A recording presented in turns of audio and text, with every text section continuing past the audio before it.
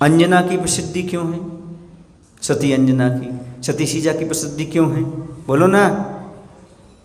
क्योंकि उन सबको अभाव झेलना पड़े, अपने पति से दूर रहना पड़ा, सुख सुविधा से, महिलाओं से, सबसे दूर रहना पड़ा।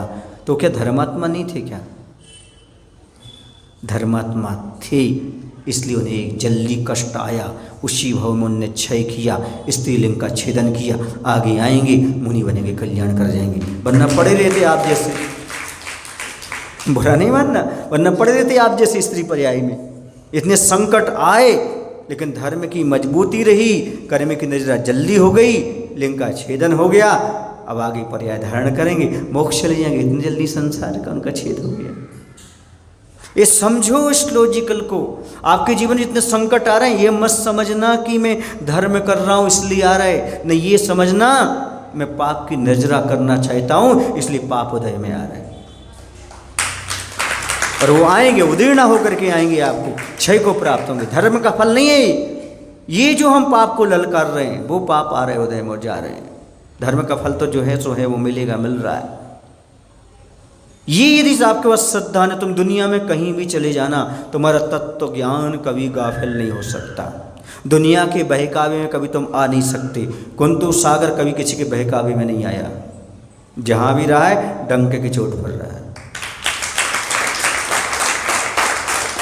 धर्म हमारे साथ है।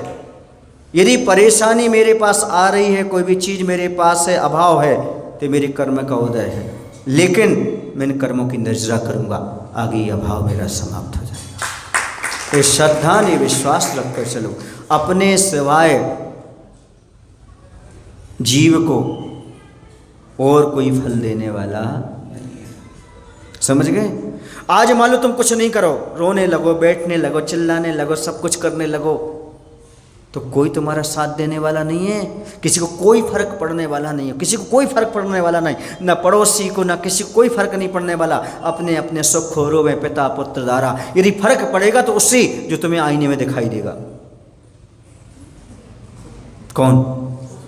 इसलिए तुम ऐसी जिंदगी जियो ना, जब किसी को फर्क नहीं पड़ना, हम ही को पढ़ना है, तो हम ऐसी जिंदगी जिए, आईने में दिखे तो मुस्कुराता हुआ चेहरा दिखाई दे। बात कर, किसी को कोई फर्क नहीं पड़ना। तुम्हारे जीने मरने से कुछ नहीं होता ये सब।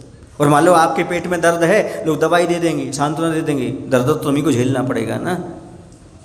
कौन तुम्हारा दूर कर देगा? कोई नहीं करने वाला। सांत्वना भर दे सकता है, बाकी आपको सारा कष्ट तो आपको ही सहन करना पड़ेगा। और वो सब कर्म का है। इसलिए हम किसी पर गुस्सा नहीं करते, किसी को बुरा भला नहीं करते। अपने कर्म ने किया है तो उस कर्म को नष्ट करने का जो भगवान ने प्रयास किया है, समता परिणाम रखो, कर्म अपने आप नष्ट हो जाएगा। कोई पुरुषार्थ ही नहीं करना पड़ता। जिस कर्म से दुख मिल रहा है तो निमित्त है बाहर के, कर्म हमारे हैं। दुख देने वाला कर्म है, और कर्म से बिल्कुल नहीं लड़ना। शांत बैठ जाओ, चेहरे पर मुस्कान दे करके, फिर देखो कर्म के तो बाप को नष्ट होना पड़ेगा। जिसका नाम मोहिनी है, उसको भी नष्ट होना पड़ेगा। ये कर्म की सारी श्रृंखलाएं हैं। इस चीज़ को समझने का प्रयास करो। कोई अच्छा नहीं, कोई बुरा नहीं संसार में। किसकी हम अच्छा ही कहें, किसकी बुराई कहें? अरे हमारे कर्म ही हमारे साथ हैं।